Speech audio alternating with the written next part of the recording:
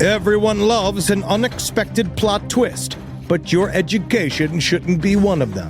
And nobody understands that better than Southern New Hampshire University. SNHU's online degree programs provide the flexibility you need, backed by support you can count on. With over 200 affordable options in psychology, criminal justice, business, and more, SNHU is built to fit your life and your budget. Visit snhu.edu/lastpodcast to learn more. That's snhu.edu/lastpodcast. Insurance isn't one size fits all. That's why drivers have trusted Progressive's Name Your Price tool for years. Just tell Progressive what you want to pay, and they'll show you coverage options that fit your budget. Visit Progressive.com to find a car insurance rate that works for you. Progressive Casualty Insurance Company and Affiliates. Price and coverage match limited by state law. There's no place to escape to. This is the last podcast. On the left. That's when the cannibalism started. What was that?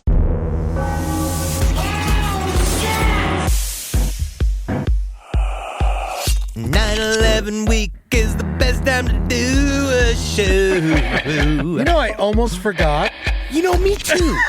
I was like, what is That's happening the 23rd anniversary. Like, yeah. Why is this cop crying right now? That was my first question. And then I was like, oh, yeah, that's right. Because his lungs are bleeding. Welcome to Last Podcast on the Left, ladies and gentlemen. We watched the reading of the names this morning. I'm Marcus Parks. We do it every 9/11. With me is Henry Zabrowski. I taped mine on the VCR, and then what I'm going to do is tonight, I'm going to go watch it, because some of my favorite names are on there. There's Ronnie McDungle. Yes. Have you seen some of these? Are great. Have you seen Sarah Bress? Very sad she died on 9/11. One of my favorite names. Yeah. I always stick around for Red Pepper, and then around Red Pepper, there's a woman whose last name is Red Pepper. And around the time of Red Pepper, that's when I start to kind of check out a little bit. That's when you get bored? Now, do they read all the names or just the people who died in the towers? Like, do All they the read the names. Yeah, Pentagon yeah. names It's too, and the United 25 names? You What know about what? the pilots? I can't remember. I And think so it we're was not even naming the Al-Qaeda guys that are even the reason for the season? You mean to tell me of all of the names that are not on that list, those guys aren't there? They did die. You know? In the towers. Well, none of that plaque wouldn't be there if it wasn't for them. Yeah, it's true. It's like when they skipped Gilbert on the Oscar memorials. Oh, don't even get me started. Don't even get me. Same shit. We're here for part 2. Not the horrors of 9/11. No, not yet. But the horrors of the underwater world. We're not in the sky. We're in the sea, or at least an approximation of the sea at SeaWorld. That's Ed, right. bring us back into it. Ah, yes, it was lovely. You know, it got great response. You know, it felt really good. A lot of messages. A couple people who worked for SeaWorld reached out to me. Yeah, they're trying to cover their fucking fins. There was, I will say, one of them was like, "It's great over here," you know, and then what are you talking about? We love it. Everybody loves it. But yeah, no, it was thank you everyone who sent me the lovely messages. I really appreciate it. It's been interesting. You did some detective work this week. Well, this was a week that I started with orcas, killer whales. I did a little bit of research into one of the deaths that we'll talk about today, the Alexis Martinez death, but it is kind of interesting where I slid right into the world of man-eating tigers. Yeah. Have you done any reading about man-eating tigers? Yeah, dude, it's fucking nuts. We really need to do even a more extensive series on man-eating tigers. This is great. I feel like I'm inspiring you. Yes, and for those of you that don't know, so this is all throughout. It's some Asian countries, but a lot of it's in India. And Yes. what you're seeing is, so a man-eating tiger is by definition, is a tiger that has shifted its entire diet to eating only humans and hunting systematically only humans. Yeah. And so it's happened time and time again. Like there was one that like they're all like, I guess, what was that one movie with Val Kilmer? The Ghost of the Darkness, but that's lions. Yes, and that's that's lions, Africa. and so it's not the same. But there's stuff like the Champawat tiger. This one tiger killed at least 200 people. I love these alone. stories. Yeah, this one. But what's interesting is that they found out is that it's because in rural India, they have a relationship with the wildlife or that they live in that is extremely different than any other culture. Like, they are totally fine with living with some of the world's deadliest animals in their backyard. They have kind of a symbiosis with them, and they sort Once you get used to it, Well, you got to. they're just used to it. But the problem is that they're getting, because of the population increases in India, they're going further and further into the tiger's territory. So they get super territorial. But what the main thing is that they become man-eating tigers mostly. Because, like, a tiger will eat a person every once in a while. Yeah. But normally it's out of confusion. They say the one thing that, like, the tigers do is that they'll stalk the guys picking rice, right? As they go down, as they like, why is crouch that down. baby ox on 2 legs? Yes, but what the thing is that apparently tigers, they get real close as they're under in the grass. You don't right? even know they're there. No, but then when they stand up, when humans stand up, tigers become disinterested because largely they are afraid of human beings. They don't want to be anywhere near humans. Because humans have killed millions of them. Millions of them. And Yeah, we're dangerous monkeys. we're dangerous, highly dangerous. But when tigers get injured, and they don't get fixed, they said what happened with the Champawat tiger, and first of all, as they realized that, is that she had a upper and lower canine teeth on the right side of the mouth were completely broken. The upper one in half, the lower one was right down to the bone. And when they realized, it's like, oh, tigers that normally switch to full man-eating have hurt themselves in a way that they can no longer go after their own prey. So now they are going after the highly defenseless pink monkeys that we are, and they realize they could do it one by one. But then they start to learn. Tigers are so good at hunting, they start to recognize when a man is armed or not armed. They start to recognize whether or not he's alone or not, because they only go after single humans. Because, like, that's the thing, they're opportunity hunters, and they come at you with surprise. It's crazy. I ain't trying to fight more than one person. No, I ain't either. I am. Yeah. Man, but what I've been getting into is, like, I know everyone's watching Chimp Crazy right now, but I mean, I started watching that, man. but it's amazing. Also- all this new Travis the Chimp footage that I've wild. never seen before. Crazy. Yeah, Travis the Chimp, of That's course, was brutal. the chimp that, ripped the woman's face off and almost killed her. Chewed her hands off. Yeah, chewed her hands up because, man, that's what they do. That's what the chimps do. They go for the face and they go dick. for the hands. Anything that you can attack them with, they remove. Yeah, Yes, they bite. but the saddest one was when it showed that Travis, after he got shot multiple times by the cop, and then he ran back to his enclosure, and you just sort of see his hand that's, like, slowly gripping the weird little dungeon prison that he's been left in. It's extremely sad. Yeah. But can I just say, we'll get back to this, but with Chimp Crazy, what do we have to do to make sure Amber doesn't become Tanya? She's What do too we have to frugal do? to have chips. We have to make sure that she doesn't become Tanya. But you know what's interesting with the man-eating tigers is that not only is there's the issue with handling them is they try to find the man-eating tiger alone, isolate the man-eating tiger, but it's very difficult to do. It's because you have to find out there's a difference between if a tiger eats a human accidentally versus has been only eating humans, and they have to figure out how to prove that. So largely what all these people say is we kill the offending tiger, and then we leave the other tigers alone. We're trying to keep them from mass killing all of the tigers, which they at this point have yet to do. But the next issue is that their environmentalists wonder, they protest every single time they kill a tiger, whether or not it's man-eating tiger or not, because they're like, we need every tiger that we can get. So that's interesting. But number 3, the worst seems to be the side effects, of course, with the deadliest animal of all, humankind. Because sometimes man-eating tiger goes berserk. Nobody knows what to do. This tiger seems to kind of they don't know how to handle it. So there's people within the town have to debate. Do we kill it or not? Do we go after it or not?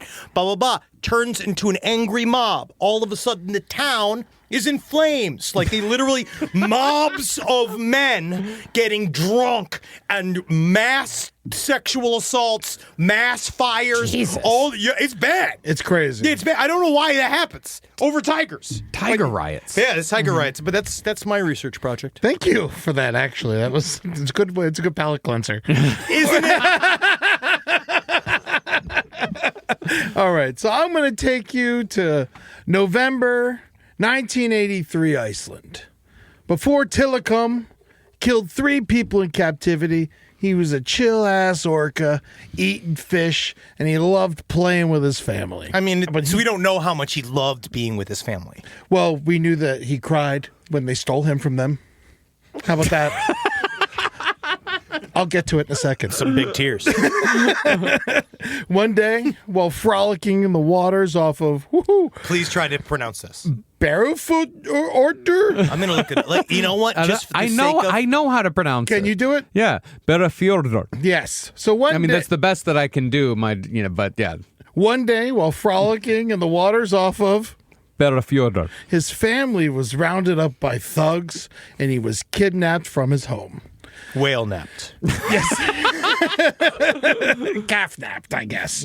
The way this happened to Tilikum was the hunters trap the entire pod of orcas in a net, and then they pick out the smallest of the orcas, pull them out of the water with a sling, which this time was Tilikum. Sure. Tilikum was then lifted into a boat, placed in a tub a little larger than his body, half filled with seawater. The rest of his family are released because they're too large to get on the boat. They want to get the calves. It's an easier transport.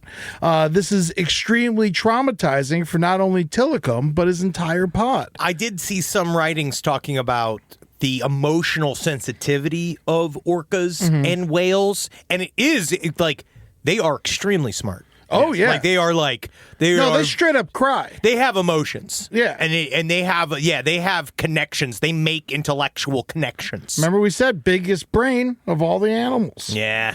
Biggest cock. 8 feet. Tilikum was on the boat, and he could hear the screams of his family for hours as they chased the boat away. His mother, of course, chased the longest. She followed for miles until she was too tired to continue. Jesus Christ, Eddie. Before this point, Tilikum, this is, like you said, this is like how a Charles Manson got started. is. Yeah, literally. Yeah. It's soup, man. You're fucking souping it up here. Before this point, Tilikum had never been more than a... Yeah, this is the chum. The serial killer chum. Before this, Tilikum had never been more than a few feet from his mother. Orcas have incredible hearing, and the silence of not hearing his mother anymore was for sure deafening. Eddie, does this help? Eddie! Eddie, it's me, it's your mother. I need money. Yeah. You remember? Side note, when orcas are bred in captivity, the calf is taken from the mother. The mother calls and clicks for months in search for her lost calf. As time goes by, the calls get louder because she's trying to send calls miles away. But of course, they are not heard miles away because she's in a tank. I imagine Tilikum's mother did the same thing off of Iceland. All Tilikum could hear... All Tilikum could hear on the boat was the crassness of sailors and the ship's engine. You always so curious out of them going like, "Arr, I come in her ass all right, and then I flipped her around, and it was meat pie. Maybe we should take turns fucking the whale. Yeah, I say we put it to a vote. Who's fucking the whale? I say we let the whale go. Get him! He was then moved from the ship to a flatbed truck, driven to a concrete structure in a shed. In this tiny shed are two other female orcas. Well, this is like the beginning of a fucking whale porn. If you want to look at it that way, sure. These This orca is a child. Yeah, he's less than 2. Come on. Yeah. But in orca years, that's when they're That would make him 4.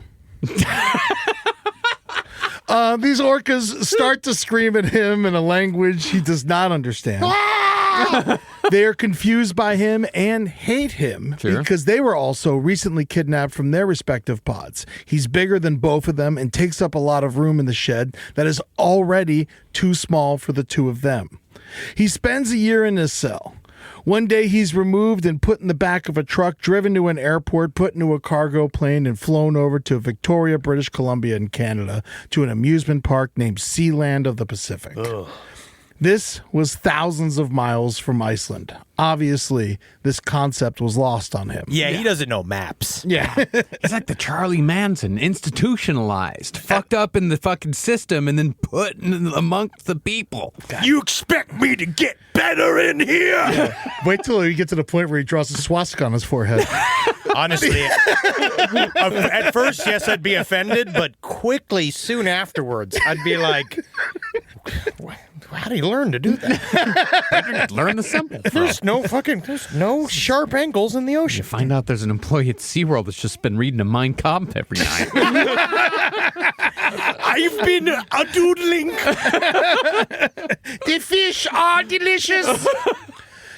So he was placed in a containment area that's in the ocean surrounded by nets and docks. It wasn't like an actual like pool or anything, but it was netted off, and the people observe him from the docks during the day, flashing cameras and yelling, "Oh, that's a big fish, eh?"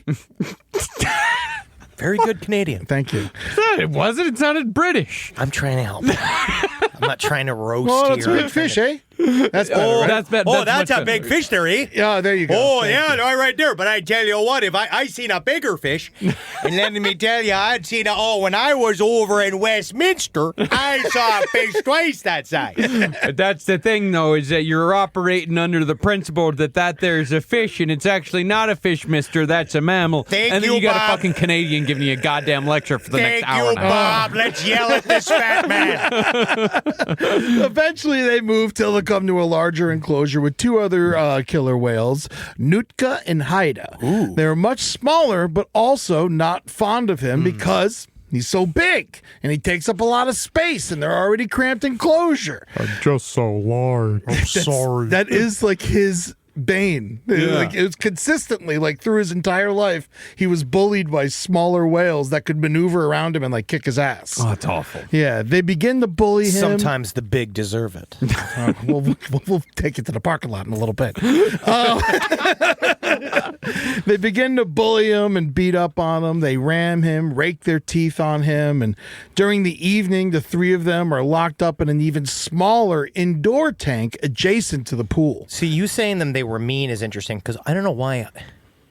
Obviously, this is my issue. But when I see the names Nootka and Haida, like I just imagine like two orcas with big, huge tits and big steins of beer and big blonde hair and a plate of sausages and stuff. But maybe that's just because that's just me. Yeah, no. I don't think it really holds water at all. 9. The tank held water. The owner of Sealand didn't want them overnight and held in by just the nets in fear they would chew through it and escape. So at night they put them in the small pool.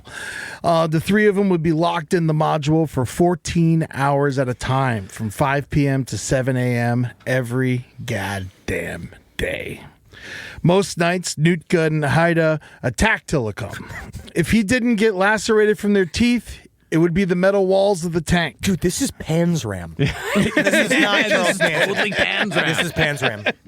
There was hardly enough room for the orcas to turn around in the tanks. One night, Nootka attacked Tilikum so intensely that she hurt herself when she rammed her head into him. She bounced her body off of the side of the tank and started bleeding out of her blowhole. My God. Tilikum obviously became depressed. His dorsal fin slouched over, and he was constantly covered in open wounds. And during the day, he was forced to perform for dead fish.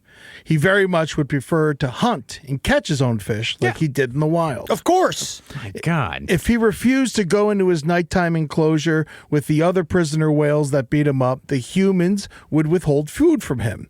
In fact, they would often withhold food from him regardless to ensure that he would do tricks for the little food that they gave him. I always think that so many people like to check big people. Oh, I mean, my like they dude, like to kind of do. my whole childhood. Oh, yes. And I'd have to fight all the goddamn time because I was the biggest guy around. But there's something about this where it's like this idea. Humans are very interesting. This idea that you look at this 3,000-pound killing machine. 12,000. You know what I mean? You're looking at this big thing. And your mind is, I can handle that thing. It's like the first thing you thought, being like, yeah, let's figure that out. Yeah. He's gonna be begging for fish. Yeah, And it's in just fact, like, get 2 more and let's get people to come look at them. yeah, but meanwhile, like, I feel like it's like bringing back to Chimp Crazy. Every single moment of Chimp Crazy, when the one where it was like they were all watching TV. They were with the chimp that was watching the chimp from 2001 on the screen, and this chimp is just going like, ah, ah, and they're all like laughing and shit. And then they showed old footage of them handing a toddler to one of the chimps. Oh my and they're God. all, like, It drove me laughing insane. And so I'm just sitting there like, just waiting. I'm just waiting for it to just rip it to pieces. Yeah, you know it's not going to, but still, it's in your head. It's this close. I don't know, It's man. like. There was that one footage of him like brought the teenager over to play, and then Yeah, he starts dude. fucking like going nuts on him and starts grabbing at his arm. And the guy's like, okay. But they all this have is really scary very suddenly. But they all just think they can reason with this animal. No, and Yeah. it's not a fucking person. No. I feel like this is like the perfect week to do this episode with all the Chimp Crazy stuff. Yeah, Yeah. it really is. Man that's the thing. We were talking about this at home. Man made 2 categories of animal for that: dogs and cats. I know. We have all agreed that we made dogs and cats for this purpose. Not chimps. I completely agree. If we spent generations mutilating cats and dogs to make them great, Yeah. to be kept inside of the house, if it wasn't for the centuries of eugenics, dog eugenics, Carmi would not be able to exist. No, you not know. at all. So, but that's Dogs were domesticated thousands of years before the wheel. Yes, they've been a part of the human story ever since we literally have had communities. So they are made to be with us now at this point. Chimps are not. No. Well, anyway, Nuka and hide over in heat. Oh, all right. I think my vision is coming a little closer. In Tilikum, he's still a pup at this point, but they dominated him and then made him have sex with them against his will. So he was raped? Tilikum was raped. Whoa. In the beginning, yes. Jesus And, Christ, Eddie. in Tilikum, This really is Panzram. yeah, and also the thing to know about Tilikum when he starts like becoming a major part of the breeding program is he was known to be a very sensitive lover. Yeah. So orcas have different styles of lovemaking? Yeah, Ken Duke was a bastard. Wow. So what do you mean by like it licked the clit?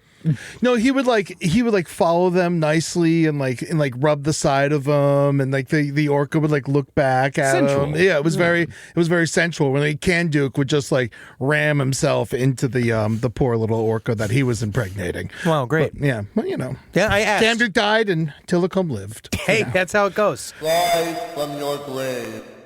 This podcast is brought to you by Squarespace. Squarespace is an all-in-one website platform that helps you stand out online. Yes, that's right. You don't have to smash your face with a hammer. You can just start a business. It's got everything you need on Squarespace, from securing your domain to building a professional site and showcasing your work all in one place. Let's say you want to show everybody how you can carve your ribs out of your lower abdomen so that you look more like a Ken doll. That's amazing. You can bring your vision to life with AI-powered design or curated templates, plus flexible editing tools that helps you create something that truly reflects your style, especially if you are somebody that is trying to corrupt the young men of America. That's what Squarespace is really going to help you. Squarespace makes it easy. It makes it easy for you to put all that together, and you just go to Squarespace and do it all.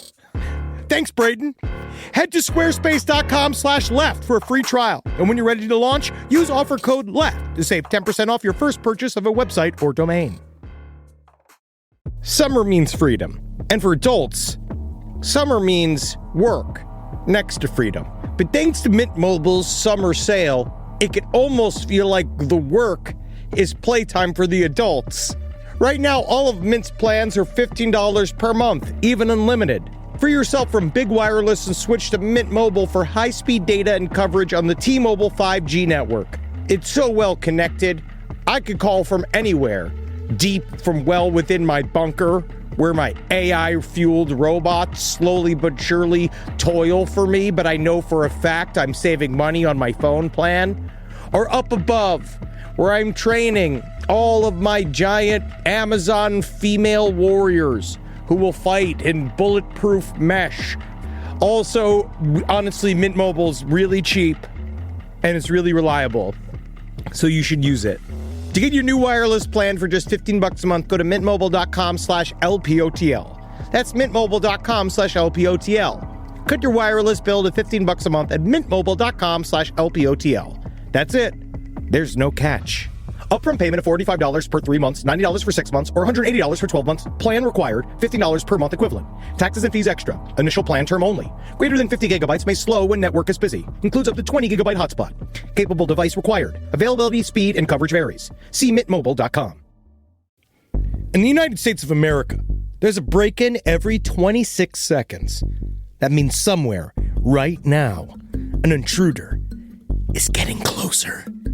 The problem is most security systems only alert you after a break-in has already started. That's too late.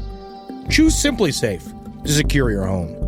Using the Outdoor Camera Series 2 and advanced AI alerts, SimpliSafe's US-based live agents identify threats on your property and help deter them, stopping crimes before it starts. That's real peace of mind. They've got a really great security system that makes sure people don't get in your house or it makes a big noise. And to me, that's a big deal for me, is that it protects all of our yelling with a siren in our studio, which is one of the most important things that can be protected. I don't care if thieves come and kidnap us. I don't care if marauders come and steal our staff and bring them to another country against their will. As long as our words aren't affected, as long as our precious data isn't affected. And SimpliSafe does that. And for that, I say, God bless you, SimpliSafe. God bless you. God bless you, SimpliSafe. God bless you. Experience greater peace of mind with SimpliSafe, now available with an exclusive discount for our listeners. Right now, you can get 50% off your new system by visiting simplisafe.com/LPOTL. That's half off at simplisafe.com/LPOTL. There's no safe like SimpliSafe. So, February 20th, 1991, things took a much darker turn when Tilikum killed 20-year-old student and animal trainer Keltie Byrne. What happened was, between shows, Keltie slipped and one leg fell in the water, and that was all Tilikum needed. Oh, yeah. He grabbed her foot and dragged her into the pool. She broke loose for a moment, but there was no ladder out. And Tilikum came back, grabbed her again, and dragged her to the center of the pool. He dragged her to the bottom of the pool and held her there. The water was cold. Remember, we're up in Canada. Mm-hmm. Witnesses said Keltie screamed for help as Tilikum let her up for air briefly, but was now a game for Tilikum. Fellow employees tried to free her with a long hook, but Tilikum kept her away. They threw a life preserver, and he kept her away from that as well.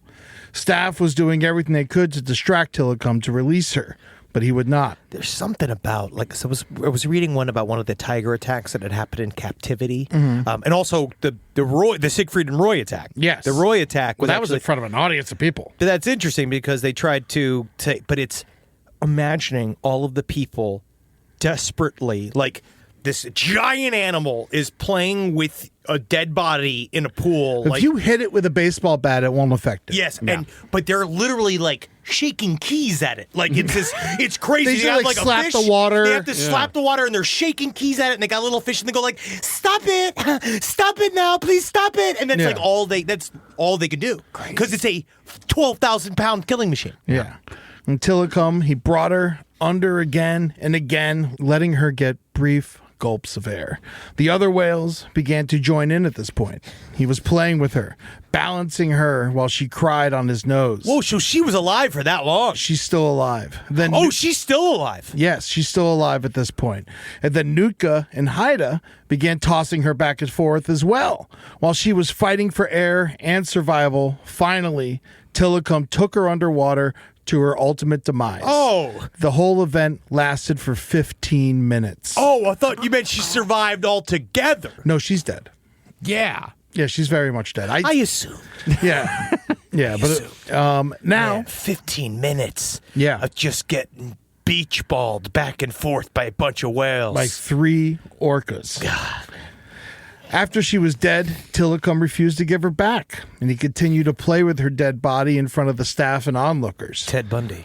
Finally, they were able to retrieve her body with a weighted net. When they brought her onto the dock, she had been stripped naked and was covered in bruises and lacerations. Sealand of the Pacific was not equipped to house these animals and ended up selling all 3 to SeaWorld. What was Sealand of the Pacific equipped to house? Penguins. Seals. Yeah. Yeah, it was basically like on the water. Yeah. And it was just like docks and shit, and they had nets, and it was very simple place. So it's like the sea equivalent of like a roadside zoo. Kind of. It seemed like it. Yeah. And they were trying to, but at least they knew enough to get rid of the whales after this. Okay. In captivity, Tilikum would go on to be SeaWorld's best stud, having 21 offspring in captivity, and 11 died before he did, and 7 of them are still performing to this day. Whoa. The rest were sent to other parks. He's Joe Jackson. No, Tilikum, like when you come and another whale, like, do you think that he made other more agitatable whales? I guess not. Yes. Because really, Very much so. Wow. Yeah, because he is an aggressive whale. Yeah. And it is in his blood. And he's also mixing his aggressive whale blood with other whales from all over the world, other different types of whales. Remember, we have residents and and so there's different types of whales transient whales. Wow. So and he was a resident. So if he mixed with a transient, and then all of a sudden you got a whale that eats mammals that's aggressive. yeah, man, we got to be careful because that's how we got Chet Hanks. God knows where she caught that dick, man. For the You record, got 2 of your favorite references in under like 2 minutes. Joe Jackson and Chet Hanks. That's my dream blunt rotation. Joe Jackson, Chet Hanks, Bobby Bonilla. Baba Bonilla, Yeah. JoJo Siwa, and L. Ron Hubbard. yeah, man, that's your crew. That's my fucking group. That's my and boys. what's his name? The little guy? Chris Chan. No. And Tuchuki. Tuchuki. Yeah. Tuchuki. But Tuchuki's going to be my employee. But before we go, and for the record, as we stated, SeaWorld has since ended their breeding program, and once these whales pass or become too old to perform, they have pledged to end their orca shows entirely. So after this last batch, They're not doing it ever again. All right. And also, it's important to note that the trainers no longer get in the water with the orcas, and that has happened since 2012. well, yeah, it sounds like that's the majority of the main issues here. Yes, yeah. So now the orca show is like there's a trainer on the side, and they do tricks, and it's more of like a presentation, and they teach you about orcas. Good. Yeah, which is better for sure. One thing we haven't really talked about much yet, and that's the trainers. From what I can tell, most of the trainers are not marine biologists or scientists, but performers that love whales. A lot got into the job because it seemed like the coolest job in the world. It does. Especially back in the 80s and 90s. Oh, yeah, of course. It I seemed thought awesome. I was enamored by it, Oh, personally. yeah. It was like nothing. I remember going to see one of these shows in SeaWorld, and it's just like, it's hot babes and it's cool guys. Yeah, and they're like surfing on the whales and Yeah, shit. it was It's awesome. fucking awesome. Yeah, but it's the same people that are like also working at like the Beetlejuice stage show. Now Yes. we know this. Yeah, yeah, At yeah. the time, I used to think, well, them must be whale experts. Yeah. But it's not till they all started working there till they really found out what was going on. Some of the trainers say that the only reason they stay working there is because they are scared of what will happen if they leave. That makes total sense. Yeah, they because- built a relationship with the animal, and they don't still want somebody else. What if somebody comes in who's a total shithead? Exactly. So they love these animals. Oh, yes. The emotional attachment between a whale and his trainer is stronger, if not stronger, than we have with our cats and dogs. Well, dogs for sure. I don't know. I refuse to believe that. I mean, imagine if Carmi was an orca. How much more you would love her? Yeah. Actually, just because then I'd have like a pool that I could throw my enemies into. Yes. But they don't eat humans. They just kill them. That's the fun. Then I fish it out. Then I feed the rest to the neighborhood. Honestly, I feel like it'd be a good way for me to help feed the poor. Yeah, that's a great idea. Yeah. People, cannibalism. Thank you. Yeah. It's great. Also, you don't just become an orca trainer when you're hired. At first, they start you off working with like seals and dolphins and false killer whales and stuff like that. And then once you're excelling there, they will move you into the bigger pool with the bigger animals. At least it's not just been like, well, she was good at the tilt-a-whirl, so let's toss her, Keiko. I think she's ready to handle. She slung some corn dogs pretty fast the other day. I think Tilikum needs a new rider. One ex-trainer, Carol Ray, remembered applying for a tour guide position, and on her resume, she had a psych degree, a specialization in behavioral activities, a scuba certification, theater training, and was a competitive swimmer. Holy shit! Yeah, so they tried to make her an animal trainer instead of a tour guide, but she declined. She just wanted a job for the summer. When she was a tour guide, she was taught how to deal with problem guests who asked challenging questions. Yeah. Yeah, That was always me as a kid. yeah. She was told to avoid buzzwords and phrases like animals weren't captured but acquired. Yeah. Oh, you don't know how they got here. Yeah, the animals weren't in cages or tanks, but enclosures and aquariums. Captivity was called controlled environment, and animals never had sex. They engaged in courtship behavior. Nah, animals fuck. I know, but And we know. Shit. If someone asked where an animal was that had died, they were simply told to say, I don't know. I don't know. Instead of kill, they said, Just like, actually, it's in the tuna sandwiches in the panini press. Yeah. Instead of kill, they say the animal ate. And they didn't ever want to say the word evolve because they were a Christian organization. Jesus fucking so Christ. SeaWorld had them use the word adapt. Fucking God. I hate them so much more now. I didn't know it was more. Yeah, I didn't know think Christ Christ was in possible this. for me to dislike SeaWorld more. You remember when Jesus was on the cross and he's like, capture the whale. Get me a whale. And lo, Jesus Christ would say unto his disciples, go out unto the seas and bring back all of the greatest fish and put on shows for the people. Jesus, yeah. Jesus sounds good to me, Tommy. Got a bit of a question. What's a whale? But do you not remember the parable of Jonah? Honestly, no. No, that was in the OG book. on top of the water and I looked down. None of this shit's been written yet, dude. None of this shit's even been drafted yet, man. I believe Jonah and the Whale was Old Testament. But I think Old Testament, did they have the Old Testament during Jesus' time? Yeah. I mean, it was mostly talks and stories, I think at the imagine. time that it was just the Testament. Yeah. Well, eventually SeaWorld convinced Carol to take a trainer position because they had to move some of their regulars to Texas. And then they started her with the dolphins and the belugas and the false killer whales, and she was soon promoted to Shamu Stadium. She got a whole new batch of glossary terms once she moved there. The first thing she was told was to tell people was the orcas only ate restaurant quality fish. Nothing but the best fish. Absolutely excellent fish. Top quality. You would get it anywhere at the sushi stop. You gotta love this fish. The best fish. Everybody knows it. They're all talking about They're all it. talking about it. Meanwhile, when the fish arrived in boxes, they had not for human consumption stamped on the side of it. But that was just cause that restaurant quality fish was for the whale. That's right. Just to make sure the humans didn't steal it. It said in really small words at the very bottom, jealous. So Shamus, they eat over 200 pounds of fish a day at SeaWorld. This includes smelt, herring, mackerel, salmon as a treat, and other fish. And this is much like Joe Biden, where there's multiple of them, right?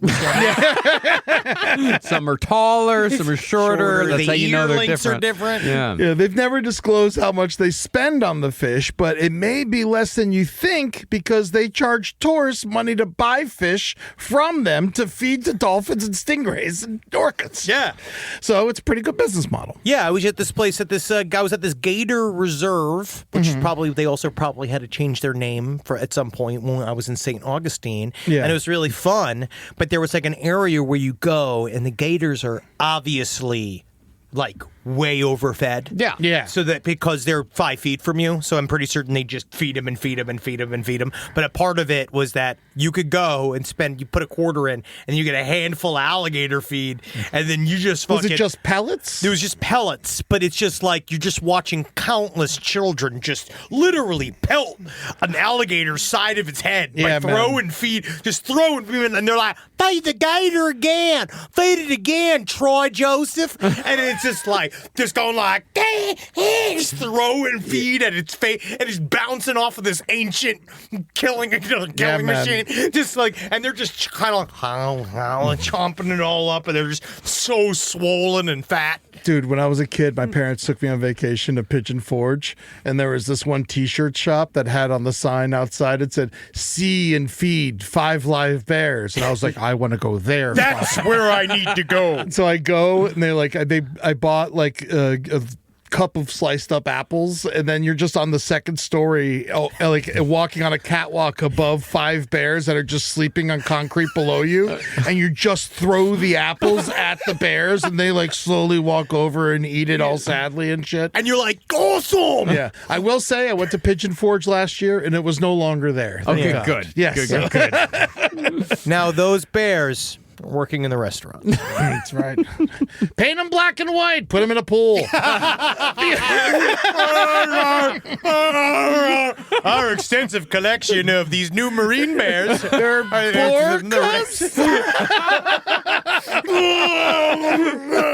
They're not drowning, they're drowning. Well, one of the things that never sat well with Carol Ray was the injury of San Diego trainer John Sillick. That was in November of 1987. You've probably seen footage of this. If you've seen Blackfish, they show it to you. He was riding an orca named Nootka. Another orca named Nootka? This was Nootka too. I believe it was Nootka's daughter, I believe, which probably was Tilikum's daughter as well. No. Yeah. Because he got hard. He got hard. So yes. he got hard. So man. And Under so our Kamala presidency, that baby would be aborted. Yeah. Not in Texas. John. Don't fucking point at me with that. I haven't lived in that goddamn state in 20 years. We know you're still running it. So John was riding the orca, and it was during a show, and Orky 2 leaped out of the water and crashed on top of him, pinning him between the 2 whales. It didn't look that bad on the footage, but when you think about it, Orky 2 weighed 12,000 pounds. Yeah. And so John Sillick fractured his pelvis, his femur, ribs, along with other injuries, leaving him permanently disabled, and as far as I could tell, is in a wheelchair for life. Some people say wheelchair for life. I say I'm in a wheelchair for the fun of it. But have you ever met anybody who's broken their pelvis? No. There was a girl in high school that was a cheerleader, and it was one of those where she was thrown up, and they caught her wrong, and it snapped her fucking pelvis, and it just looks like the worst possible injury ever. Yeah. Yeah, it's real bad. Because you have to be entirely stabilized. Yeah, no, you're in a body cast. Oh yeah. Yeah. And she was very pretty, and she was so sweet, but she had to come in her body cast to school, and it was just it was hard because she was the girl in the body cast for the rest of the girls. So it was just her sitting in class, just all it was very hard for her. Yeah, I'm sure she's doing great. That had been very, very difficult. Yes. Well, you know what SeaWorld said about the whole thing? Trainer error, which would become a pattern for them whenever there was an incident. And when Carol inquired for further details with others, the only response consistently was it was trainer error. Soon, she had an incident of her own when baby Kalina bit her hand during training. So after 2 years, Carol Ray left the job. I could see that they are putting it on the trainers. And it's interesting because they don't want to put it on the whales because then someone would have to come do something about the whales. Exactly. And the whales are their big money maker. That's where the money's It's coming the from. logo. Yeah. It's fucking, they need these things there. Incidents like hers and John's were not the only ones, of course. There was an incident with Tamari Tollison in July of 2002 in San Diego. Tamari was doing dry work with the two whales, Orchid and Splash. She was building up a relationship with them, something that she and others had done many times before. During this, one of the orcas grabbed her foot and pulled her into the pool. Both is all on camera. This was filmed by guests. Both Orchid and Splash began to play with her, tossing her back and forth while pulling her underwater, all while she screamed for help whenever she came up for air. Another trainer, Robin Sheet, made a very intelligent split-second decision that most likely saved Tamari's life. He knew that Orchid and Splash were juveniles, so he opened the gate to an adjacent pool, which allowed the more dominant female orca, Kasaka, into their pool. Orchid and Splash let Tamari go, and she was able to escape with her life, but not fully intact. Tamari's arm was totally broken, but like a badass, she was able to climb out of the pool to save her own life. Here is a picture of Tamari's arm.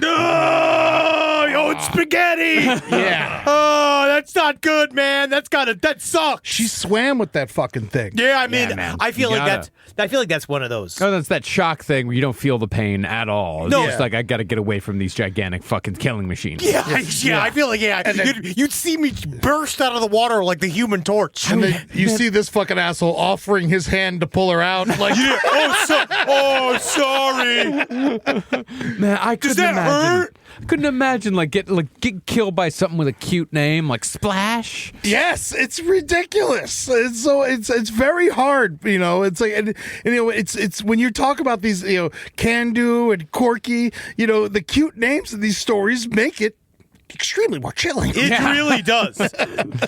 So Orchid was 13 years I wish old. they called him Porky though. Because you know what it is? You know what's one of the most chilling sounds in the world? Is that it's like who did it great was with Jordan Peele with Nope, where that sound of the emergencies happened, the audience is freaking out, right? You're watching people run from the stands, but then the silence of the room when you sort of see the aftermath of the dead body floating in the water with the orca, but you still hear a world of wonder. Like you hear all of the SeaWorld music playing as you're watching an orca nose a fucking Thank you for coming armless to corpse. Dine with Shamu.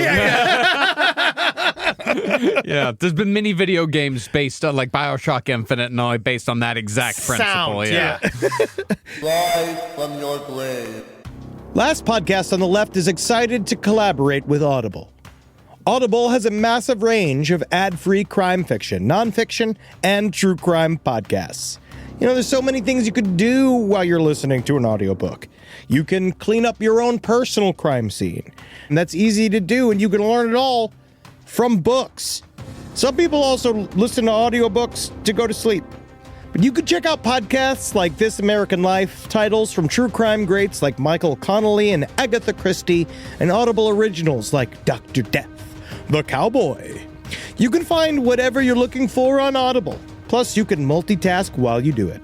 Find your next mystery on Audible. Audible. Stories that speak to you. New members can start listening with a 30-day free trial at audible.com/left. Is there anything better than a summer evening outdoors? Enjoy your space to the fullest with new greenery from Fast Growing Trees. I love a big, thick bush. Fast Growing Trees is America's largest, most trusted online nursery, and they can send me a big, thick bush any time of the day.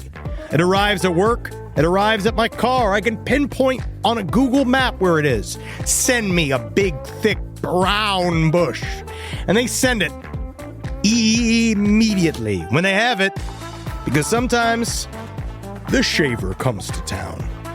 I remember one time I ordered a cherry wood tree from Fast Growing Trees, and my God, I couldn't cut it down no matter what my father told me to do. I had to lie to him about it, and next thing you know, I became the first president of the United States of America. And even you can become the first president of the United States of America with Fast Growing Trees. Right now, get up to half off select summer planting essentials, plus get an additional 20% off your first purchase with code LEFT at checkout. That's an additional 20% off at fastgrowingtrees.com with code LEFT at checkout. Offer is valid for a limited time only. Terms and conditions apply.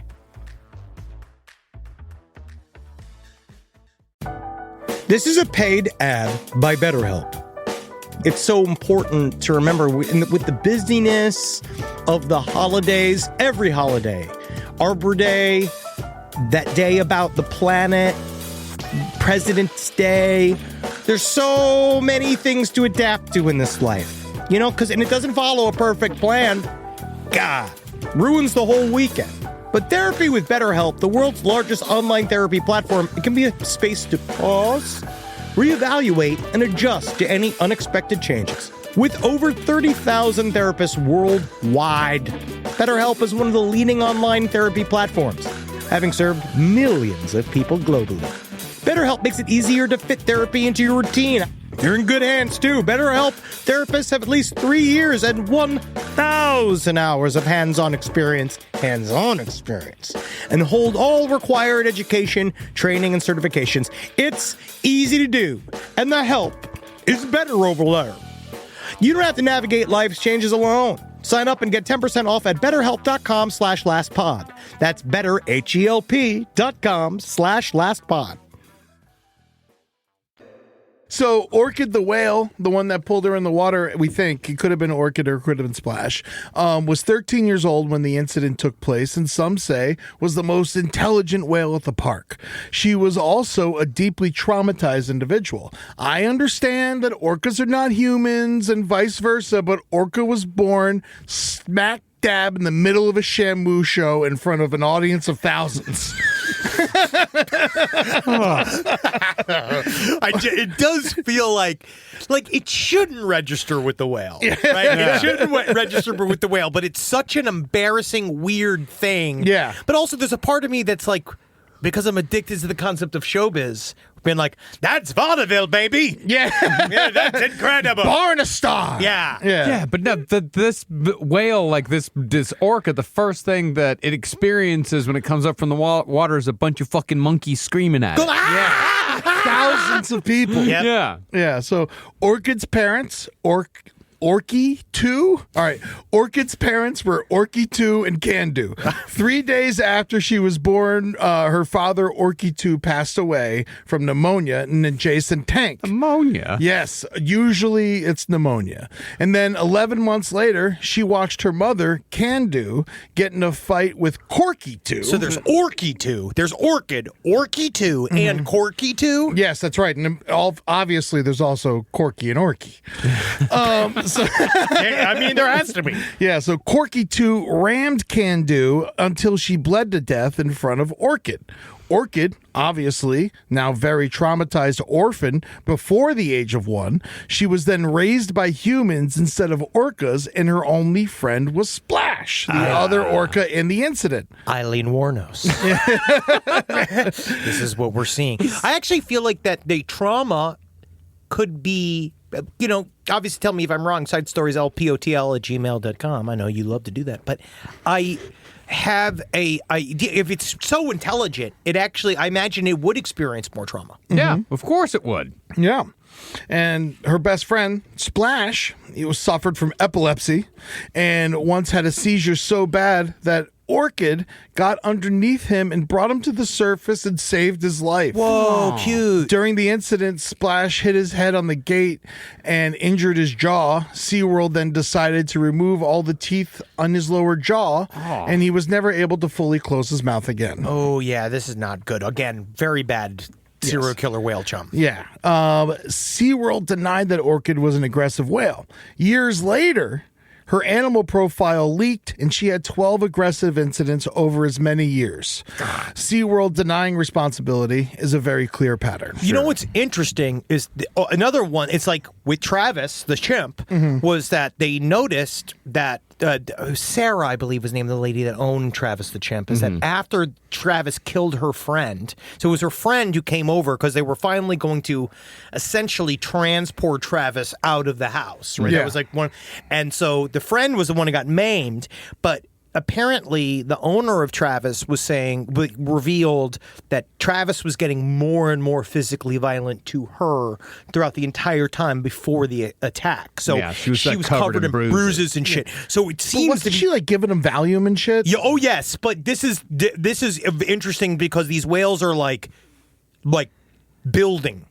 It's like the aggression builds inside of them. But the weird thing, they said this about both chimps that were killed after attacking humans, is that after the attack, they both had these very confused looks on their faces, like, what happened? Yeah, why did I do what I do? Yeah, why did I just do that? Yeah, they don't know. They're having it's a fucking moment of rage. They're not supposed to be there anymore. Yeah.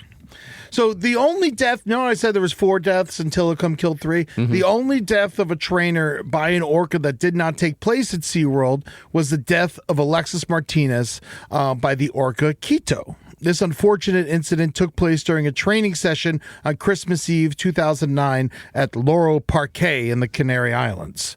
This is the one that I had you look up a little bit about. Yeah, this is the story. Like, this dude, again, loved whales. He was a great trainer. He'd been training trainer for 14 years. He was a trainer. Yes, and he was at the Loro Parque. It was like out in the middle of the park is the world's largest indoor penguin exhibition. Oh, very which nice. Is cute, and the largest shark tunnel in Europe, and it's one of the only 2 parks in Europe to house orcas.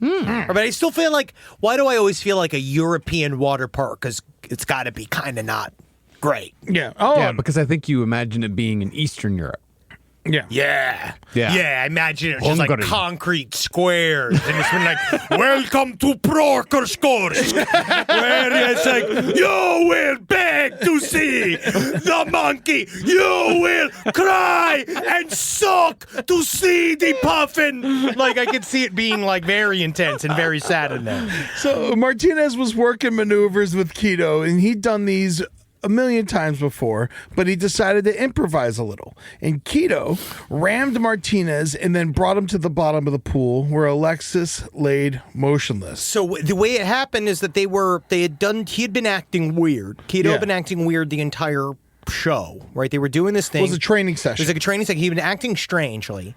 And so the thing that happened is, I guess, like, part of what they do is, like, in between, like, as they're trying to figure out what to do, they're like floating on top of the water. And they said the first thing that was weird was that Quito came around and positioned himself between where the ladder and Alexis Martinez. So they were trying to sort of like do, and then all of a sudden it like flipped. Like, it was getting really aggressive, and it just flipped and used its nose, just pushed him all the way down to the bottom of the water. Yeah. Right? And in that push, crushed him against the bottom of the, like, literally just crushed him against the pool, came back up for air, went back down, crushed him again, and then came back up. Yeah, man. Quito retrieved Martinez from the bottom of the pool and brought his unconscious body back to the surface, where everyone then tried to help perform CPR to no avail. And that was what happened.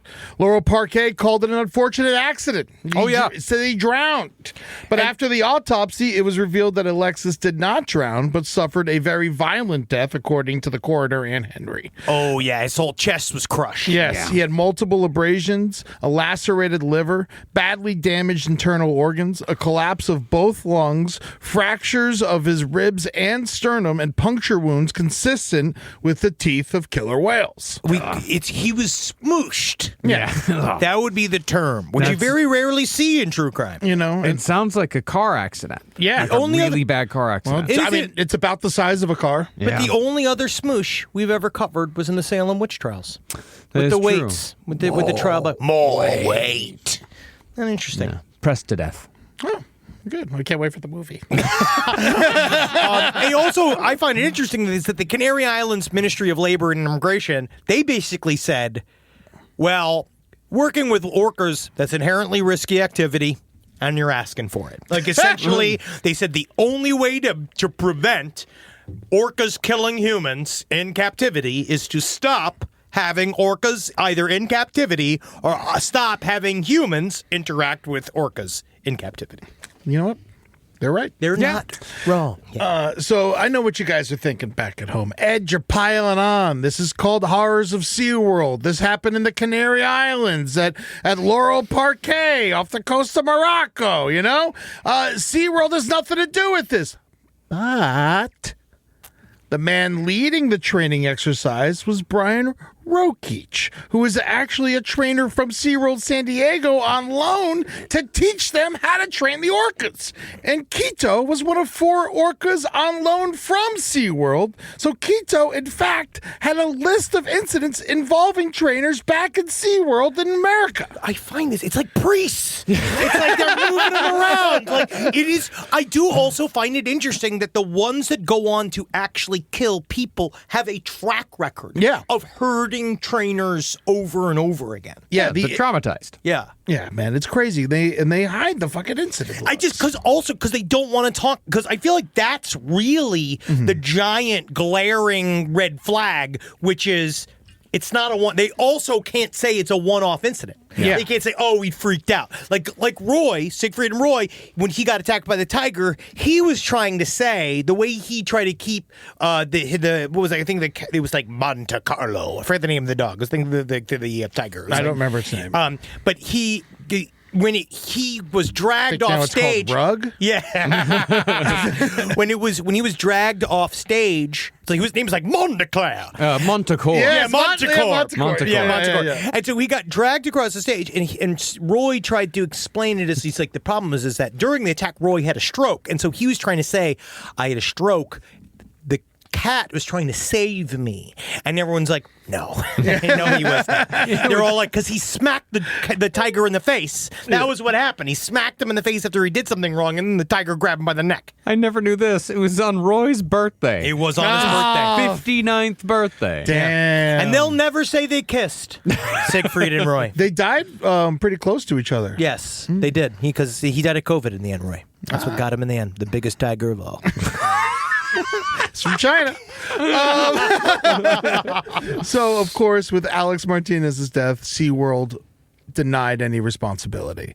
This was still before the 4th and most famous victim, Dawn Brancheau, and she would be the 3rd and final victim of Tilikum. Now, Dawn was not like the other trainers at SeaWorld. Oh, yeah? She wanted to be a Shamu performer since she was a child and stopped at nothing to achieve that goal. A lot of people considered her one of the best, if not the best, SeaWorld orca trainer there was. Damn. She was even featured on their billboards alongside Tilikum. If you were at SeaWorld Orlando or even picked up a brochure, you probably saw her and Tilikum together. Now, February 24th, 2010 was the last day of Dawn Brancheau's life. It's like a spouse killing it's like a husband killing a wife. Yeah, it really is. They were truly in love with each other. Yeah. Yeah. She had just finished a successful Dine with Shamu lunchtime show when the attack happened. She was in the middle of a relationship session with Tilikum when he decided to end theirs. What's a relationship session? What does that mean? I mean, just basically like a date? You know, just like kind of like putting your arms up and he puts his arms up and it's just like, you're just kind of like hanging out with it. And like making sure. And people kind of watch, like the VIP people kind of watch you do it and stuff like that. Yeah, it's like the show bond. after the show kind of. But yeah, they are forming a bond and they are in constant contact with these whales. Yeah. They're hanging out with them All the day. entire time they're at work. And they're playing with them at all times. That's the thing is like the orcas are very active even though they're in a tiny prison. Yeah. And so they They better be. Yes. Well, they have to be if they're going to perform. Yeah. Yeah, and it'd be smart enough to, not kill everybody. I mean, you put me in a solitary confinement cell, I'm going to be pretty active in there. Yeah, you're going, running back and forth, much like in Chimp Crazy. Yeah. And do you know that after this incident, they put Tilikum in solitary confinement for a year? In a small pool, not much bigger than his body. Jesus. Yeah, so they had their relationship session. Yeah, and Tilikum grabbed her by the arm or ponytail, depending on who you talk to. SeaWorld claims that she was dragged in the pool by her ponytail, and it was her fault because she had a ponytail, and it seemed appealing to Tilikum, even though that's how she wore her hair on most days. There's footage from a guest just seconds before the attack, almost if Tilikum was waiting for the camera to be turned off. They call it the millennial pause. Guest Suzanne Connell witnessed the attack and screamed, "He took her down! He took her down!" Below, because below in the tanks they have like giant windows where you can go look underneath. Whoa! There was a viewing window where 30 guests were eagerly waiting for a photo opportunity with Tilikum. You would sit there and Tilikum would show up behind you and like nod its head and you get a picture and shit like that. Whoa, the best fucking picture ever, dude. That'd be fucking metal as hell. When Tilikum arrived, he had Don Brancheau in his mouth. Whoa! Tilikum then rammed her head at the bottom of the pool, dragged her body, and then held her there until she briefly broke free. Guests watched this. Several guests saw her surface and try to get to the edge, but Tilikum came back for more. This is serious. Again, it's like if a serial killer was doing kills on live stream. Yeah. At this point, more than 24 SeaWorld employees tried to come to her aid, putting out a net, others slapping the water with their hands. It's going like, paddles. Yeah. Come here. That's literally all they can do. They go, stop. Yeah, they were doing whatever they could to get the fucking thing's attention. Because they can't all go, they don't have the big knives on giant poles like they do in Japan or in Iceland, where they would just start stabbing it to death in front. Because that would also, I wonder what that would do if like that's how they handled it. I imagine it would immediately kill her. Yeah. Instead of waiting a long time. Tilikum's most dangerous game was not going to end yet. He circled the pool with Dawn in his mouth. He drove her to the bottom again, and her body again drifted to the top. She was no longer moving. He then circled around and rammed her for a third time at full speed. He held her body captive for over half an hour. Ugh. Eventually, the staff were able to lure him into a medical pool and cover him with a net. Dawn's body still in his mouth, confused and angry, he shook her like a dog with its toy. 10 more minutes passed before they finally got her body out of his mouth. After they retrieved her body, her arm was detached and still in his mouth, and her ponytail had been scalped from her head and was floating in another pool. Jesus Christ, dude. What do you think? Is there any sort of wondering like what goes through their heads during a moment like that? Is it just because they are giant wild animals and they flip out and you're just... It's also a game. It's boredom. It's a game. Like, if they play, they could do that sort of ram games. Is that what they do with other orcas? It seems like they didn't know that they were doing it. Yeah. That's what it does seem like. And then afterwards, it knew. Yeah. And it was depressed. Whoa. Yeah. Jeffrey Dahmer. They tried to bring Dawn back to life, but the event was too violent and she passed away there next to the tank.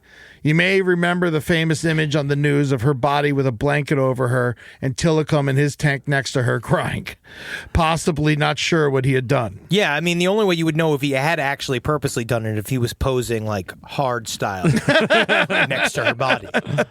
Everything changed after that. Obviously, such a public, violent death of one of the best trainers in front of a small crowd of people got OSHA's attention. Oh, yeah. Yeah, the Occupational Safety and Health Administration. Yeah. They sued SeaWorld in defense of the trainers and Dawn, but as we know, the Shamu shows continue to this day. That wasn't even Tilikum's final show. Holy shit. He kept performing for 6 years along his grandson. Holy shit, now it's R. Kelly. Oh my God. He just kept doing it. Yeah, man. SeaWorld still claims that Dawn's death was her fault and that working conditions were and are safe for all employees. After the movie Blackfish came out and won an Oscar, SeaWorld took a major hit. Sure. They now have roller coasters and other theme park fare to win back guests. Yeah, and it's like a shitty version of a... It's not... SeaWorld's bad. Now SeaWorld has Discovery Cove, a water park for humans. Turns out they're not good at that either because 3 people lost their lives there this year. The most recent was last week. Oh my God. How? Drowning. Yeah, man. They're all found unresponsive in wave pools and shit. Oh, God. Yeah. So January 6th, 2017.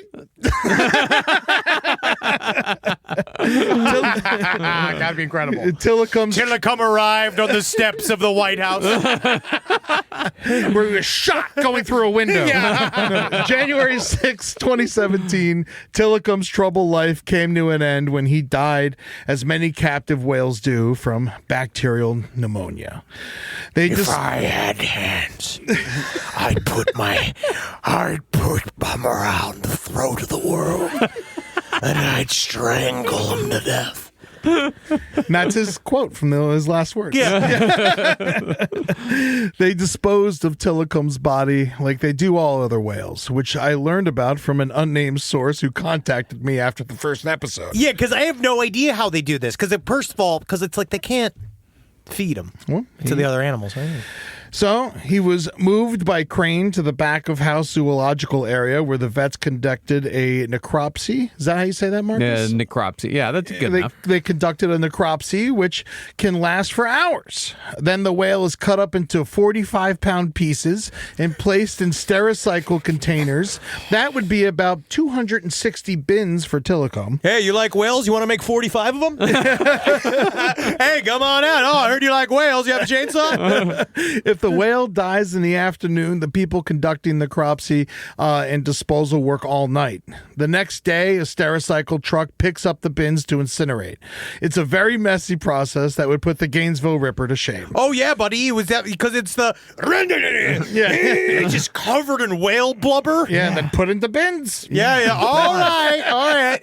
We're going to need a sweep up in here. Chopping them up into cubes and chunks. Yeah, man.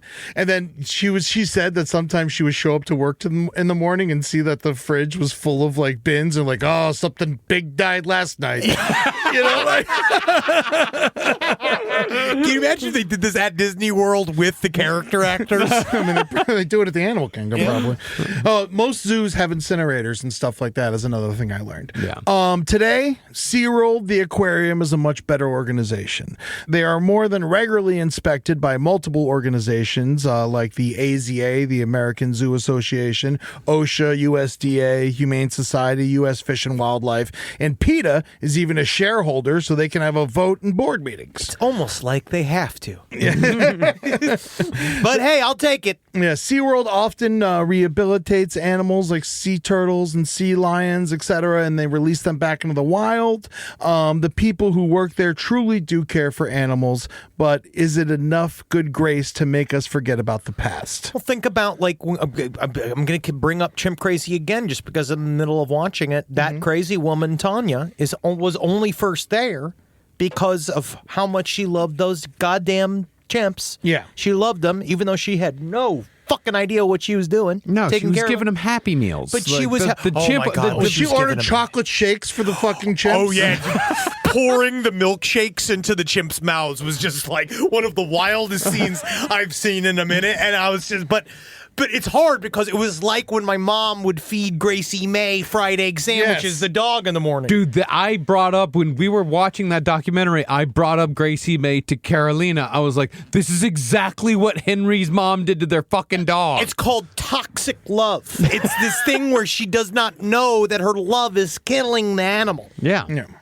Just because he likes Happy Meals doesn't mean that he should have them. You know, it's just hard. Yeah, fucking Wendy would love to smoke a cigarette. Well, as far as SeaWorld goes, people still go.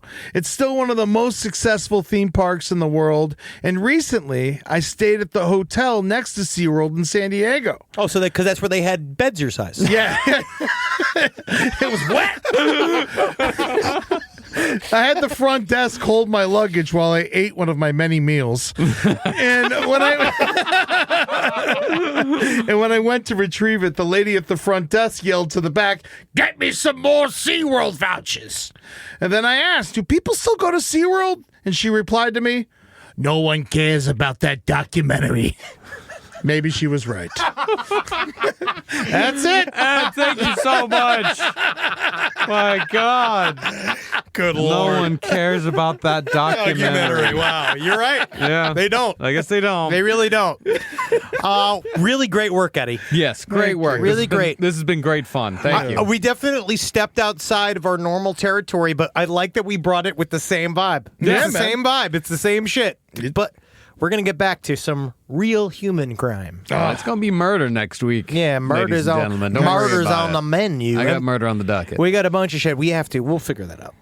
But we got a bunch of shit coming up. What, murder on the docket? Everything. Yeah. We got a The lot of docket. doc on The docket. future docket. Yeah. I want to do murder next week. No, I want to do murder. We're doing murder next week. Okay, all right. Yeah, for certain. Yeah, we're human murder. There you go, Yes. folks. You heard it here first. Henry and Marcus are going to murder somebody next week. Yeah. Possibly in Chicago. Hey. So we're Friday. Come and see the Side Stories live show. Come and check us out. We are figuring it out. Yeah. And we can't wait. And it's tonight, so come on out to the Park West. Please do. And then tomorrow night, we are going to be, I think we have we sold As out. of the time of this recording, they released 100 extra tickets. Yes, we had sold out, and then they released another 100 tickets. Go pick them up. We're going to be in town. This show's our best show yet. It's pretty fucking awesome. It's pretty fucking great. We just honed it like fuck in Australia. We can't wait to show it to you. I will say, though, I will have to cut all my breakdancing ray gun jokes. Yes. Because the time has passed. But really that did. woman is still dumb. Man, it really was just the perfect time for us to be in Australia. When Yeah. I have never experienced, it was cheap, but every single time I did the because it was only for Australia. It was They like, were so happy. They were so happy because it was great because they had ray gun. They also had the only Olympian to get arrested for buying cocaine. yes, and then and then the succulent Chinese meal man died While we were there. While we were in Melbourne. Brisbane. Yeah. Or Brisbane. Yeah, in Brisbane. So hey, that's the kind of stuff we bring everywhere we go. So I don't know. I don't know what we're gonna change for our Chicago show. Holmes is coming back to life. Just go to patreon.com/last podcast on the left. Not only can you see us do this flopping around on camera, you do it there, but also you get a whole bunch of shit. You get tickets ahead of time, all the kind of stuff. Go check it out. We put a lot of content on there. And go to @LP on the left for all social medias. And don't forget to watch Side Stories on YouTube. Yeah, please. Yeah. Please. And check us out and check all the other streams that we do out at LPN TV. That is twitch.tv/LPN TV. And of course, go to lastpodcastontheleft.com and click on shows to see all the places we're coming to this year. Chicago, Boston, Los Angeles, London, and Reykjavik. Please come on out. And Brooklyn as well. Going to be coming to see you this year. So come on out. See us live Man, on stage. I can't wait to perform in Brooklyn. It's It's gonna been be so great. long, Oh, and man, we I haven't. can't wait to go Because I home. haven't performed in Brooklyn since Murderfest. Yeah. It's going to be fun. Yeah, I can't wait. Hell yeah. Right? Hail, sweet Satan. Oh, no, game. Hail Tilikum. Why? Yeah. No. Not Tilikum. I can hail whoever I want. There's plenty of whales that were traumatized and didn't kill their trainers. Whale Tilikum. Whale rhymes with hail. He's allowed. He wrote the script.